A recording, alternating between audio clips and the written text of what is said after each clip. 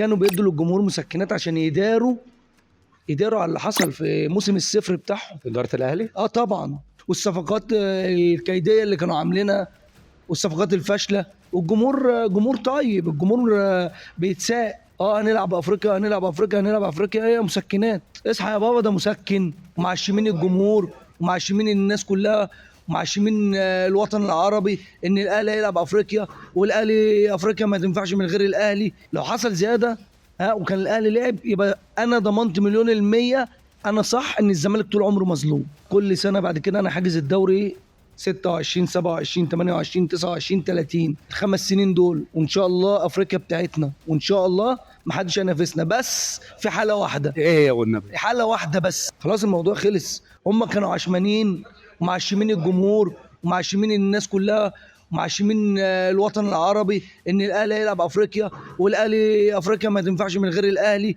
وحق الرعايه، وافريقيا مش معروفه. اللي عرف افريقيا النادي الاهلي. نادي الاهلي اللي عرف افريقيا، اللي عرف قاره افريقيا ايه؟ النادي الاهلي. لا، الاهلي ساعد في انتشار القاره الافريقيه بالاحتكاك الكتير مع برشلونه وريال مدريد والانديه الاوروبيه. اما الزمالك لعب انديه اوروبيه، الزمالك لعب انديه اوروبيه كتير، زي مين؟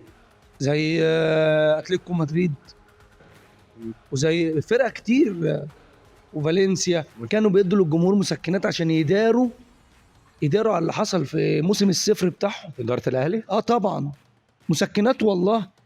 هم مسكنات عشان موسم الصفر بتاعهم، والصفقات الكيديه اللي كانوا عاملينها والصفقات الفاشله اللي كانوا راكنينهم على الدكه وعايزين يطلعوهم. كل ده بيتدارى، والجمهور جمهور طيب، الجمهور بيتساق. طيب هنلعب افريقيا، هنلعب افريقيا، هنلعب افريقيا. هي مسكنات. اصحى يا بابا، ده مسكن. اصحى يا بابا، ده مسكن. طب لو الاهلي لعب دوري ابطال افريقيا، لو حصل زياده؟ عمرها ما بتحصل. لو تحصل حصل زياده بناء على ايه؟ بناء على ايه تحصل؟ لو حصل زياده وكان الاهلي لعب، يبقى انا ضمنت 100% انا صح ان الزمالك طول عمره مظلوم وبيجوا عليه ومش عايزينه. وجمهور الزمالك ده جمهور عظيم. انت هتبقى اكتر واحد مستفيد من القرار ده. مستفيد بايه؟